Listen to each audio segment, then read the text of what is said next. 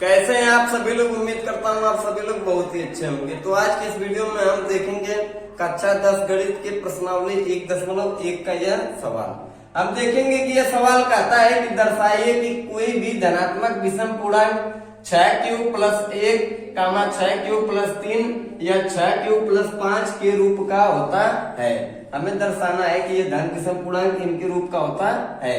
तो इसको हल करने से पहले सबसे पहले हमें न्यूक्लियर विभाजन प्रमेयिका का प्रयोग करना होगा। तो हम जानते हैं कि न्यूक्लियर विभाजन प्रमेयिका हमारी होती है A बराबर BQ प्लस R। ए हमारा जो है ये भाज्य है, बी हमारा भाजक, Q भागफल और R हमारा क्या है शेषफल। ये जो है हमारा यह धन विषम पूर्णांक है तो यह A ही रहेगा, लेकिन BQ इसको यह मान यहाँ पे उठा के क्या करेंगे रख देंगे। जैसे देखिए 6Q प्लस 1 और दिया है 6Q प्लस 3 और अगला दिया है 6Q प्लस 5। हमें इन्हीं के रूप में दर्शाना है। तो हमें यह देखते हैं कि इसमें 6 हमारा भाजक है, Q भागफल है और जो हमारा R है शेषफल। अब हमें यहाँ पे थोड़ा सा ध्यान देने की जरूरत है। जो हमारा R शेषफल है यह 6 से छोटा है। यहाँ पे देखिए सिर्फ 6Q प्लस 5, क्योंकि हमारा जो शेषफल होता है हमेशा 100% गारंटी है कि भाजक से छोटा ही होगा। तो हम ये मान लेते हैं कि 6 से छोटा 5 हुआ, 4 हुआ, 3 हुआ, 2 हुआ और 1। ठीक, तो यहाँ पे जैसे भाजक हमारा 6 है, इसमें हम कभी भी किसी भाज्य में भाग देंगे। जैसे 7 होगा, देखिए भाग देंगे 6 का नाम 6 तो कितना बचेगा 1।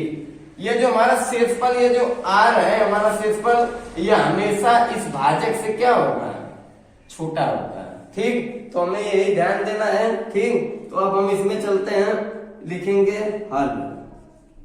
अब देखिए हल में मान लेंगे कि माना धनात्मक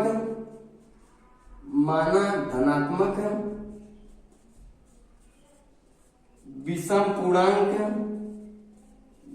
पूर्णांक क्या है हमारा ए को हम विषम पूर्णांक मान लेते हैं। और जो हमारा B है वो हमारा क्या है भाजक। हमारा B क्या है भाजक, और जो हमारा भाजक है वो कितना दिया है 6। ठीक, हमारा भाजक जो 6 दिया है इसमें हम थोड़ा समझेंगे कि ये पूर्णांक क्या है। पूर्णांक की बात करें तो 0 हुआ आपका, 1 हुआ, 2 हुआ, 3 हुआ, डॉट डॉट डॉट, और इधर माइनस वाली संख्याएं -1 हुआ, -2 हुआ, -3 हुआ, -4। ये इसमें धनात्मक और ऋणात्मक वाली सभी संख्याएं आएंगी, उसे हम क्या कहते हैं पूर्णांक। ठीक, तो अब हम थोड़ा समझेंगे। अब आपसे बताया कि जो हमारा R का मान है भाजक से हमेशा क्या होगा छोटा। तो जैसे देखिए R का मान हम मान लेते हैं 0। सबसे पहले 6 से छोटा होगा तो 0 होगा, 1 होगा, 2 होगा, 3 होगा, 4 होगा और क्या होगा 5। ये हमारा क्या है शेषफल। ठीक, हमारा शेषफल R 6 से छोटा होगा। हम लिखेंगे न्यूक्लियर विभाजन प्रमेयिका से, न्यूक्लियर विभाजन प्रमेयिका से। अब देखिए हमारा न्यूक्लियर विभाजन प्रमेयिका क्या है, A बराबर BQ प्लस R। अब ये जो हमारा है वह तो भाज्य है, वो तो रहेगा ये। अब हम मान को रखेंगे। देखिए B का मान, B की बात करें तो देखिए B हमारा क्या है 6, तो लिख देंगे 6 और Q तो Q रहेगा। सिर्फ हमें R का मान बदलने की जरूरत है। R का मान सबसे पहले लिख देंगे 0। जब R का मान 0 रखते हैं तो हमारा 6Q में 0 जोड़ देंगे, कितना आएगा 6Q। ठीक, जब हम R का मान 1 रखते हैं तो हमारा हो जाएगा 6Q प्लस R का मान देखिए यहाँ पे 1 रख देंगे तो 1। ठीक, अब ये जुड़ेगा ना घटेगा। जो हम R का मान 2 रखते हैं तो 6Q प्लस 2, और जब हम R का मान 3 रखते हैं तो 6Q प्लस 3, और जब हम R का मान 4 रखते हैं तो 6Q प्लस 4, और जब हम ये R का मान, अब देखिए जब हम ये R का मान 5 रखते हैं तब क्या होता है, जब हम ये R का मान 5 रखते हैं तो हो जाएगा 6Q प्लस 5। ठीक, आपसे बताएं कि जो r का मान हम रखेंगे 0 से क्रमशः 5 तक रखेंगे, भाजक जो 6 है उससे छोटा ही रहेगा। तो अब हम इसमें समझेंगे, ये देखिए जो 6q प्लस 0 है इसको जोड़े तो 6q आया। हम जानते हैं कि 6 क्या है, सम संख्या, तो ये क्या होगा, यह नहीं होगा विषम पूर्णांक। ठीक, ये क्योंकि सम संख्या है। 6q प्लस 1, 6 में 1 जोड़ेंगे, ये क्या है, विषम पूर्णांक। तो आप इसमें लिख सकते हैं कि विषम पूर्णांक, विषम पूर्णांक। विषम पूर्णांक हमारा पहला क्या हो गया, 6q प्लस 1। अगली संख्या की बात करें, 6q प्लस 2, देखने से ही पता चला एक संख्या है, सम है, 6 में 2 जोड़ेंगे 8, तो यह भी क्या है, सम संख्या, यह नहीं है।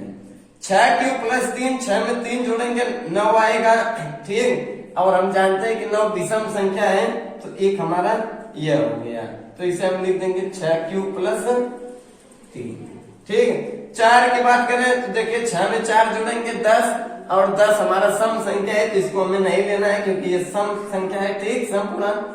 अब बात करेंगे हम 6q प्लस 5 की, तो देखिए ये अभी क्या है, 6 5 11, जो 6 5 11 क्या है, विषम संख्या, देखने से पता चला है, तो इसमें एक हो गया 6q प्लस 5। तो हम इसमें लिख सकते हैं कि अतः सिद्ध हुआ कि, अतः सिद्ध हुआ 6q प्लस 1 और 6q प्लस 3 और 6q प्लस 5 धन विषम पूर्णांक है, धन विषम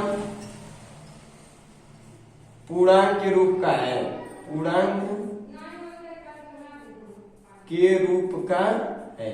ठीक, इस तरीके से हम सिद्ध कर दिए कि यह जो हमारा है ये धन विषम पूर्णांक के रूप का है। ये जो सम संख्या वाला है ये कभी नहीं होगा। ठीक, इसमें पहले ही दिया है 6q प्लस 1, 6q प्लस 3 और 6q प्लस 5। अब हम बात करेंगे अगले सवाल की। अब हमारा जो अगला सवाल है वह दिया है कि किसी परेड में 616 सदस्यों वाली सेना, एक आर्मी की सेना है, की टुकड़ी को 32 सदस्यों वाले एक आर्मी बैंड के पीछे मार्च करना है। दोनों समूहों को समान संख्या वाले स्तंभों में मार्च करना है। उन स्तंभों की अधिकतम संख्या क्या होगी जिसमें वे मार्च कर सकते हैं। ठीक, 616 सदस्यों वाली एक आर्मी की सेना है जिसमें 32 सदस्यों वाले की टुकड़ी बनाकर उसमें मार्च करना है, और एक स्तंभ में कितने सदस्यों की संख्या होगी, सिर्फ वही हमें बताना है। ठीक, यदि ऐसा सवाल आपको मिले, जब बात करें अधिकतम की, तो हम इसमें HCF हायर कॉमन फैक्टर निकालते हैं। जब कम की बात करें तो हम इसमें LCM लघुत्तम समापवर्त निकालते हैं। ठीक, तो हम इसमें अधिकतम पूछा है, तो इसमें हम क्या निकालेंगे, HCF। तो इसमें हम बड़ी संख्या को प्रायः क्या मानते हैं, A। तो हमारा A हो गया 616 और हमारा B हो गया 32। ठीक, B हो गया 32, और लगाएंगे किससे, हम इसको न्यूक्लियस विभाजन प्रणेका से। तो न्यूक्लियस विभाजन प्रणेका A बराबर BQ प्लस R, यहाँ पे लिख देते हैं A बराबर BQ प्लस R। ठीक, A हमारा कितना दिया है, 616 बराबर B हमारा कितना दिया है, 32 प्लस गुणे Q प्लस R। Q और R का मान निकालना है, और निकालेंगे किसे, भाग देकर। जब भी हम इन दोनों संख्याओं की बात करें तो बड़ी संख्या में छोटी संख्या से हम क्या करते हैं, भाग। तो 32 से 616 में क्या कर देंगे, भाग। जब 32 से 616 में भाग करेंगे तो भाग पहले एक बार जाएगी, तो हो जाएगा 32, उधार लेंगे, 11 में से 2 गया, 9 बचा 5, 5 में से 3 गया 2, और 6 को हम क्या करेंगे, उतार देंगे। अब ज्यादा ज्यादा भाग हमारी 9 बार जाएगी, तो देखिए 9 दूनी 18, 80 लगा, 1 का 9 त्रिक 27, 27 से 28, घटा देंगे, 16 में से 8 गया 8, 8 में से ये देखिए कट गया, और ये भी क्या हुआ, कट गया।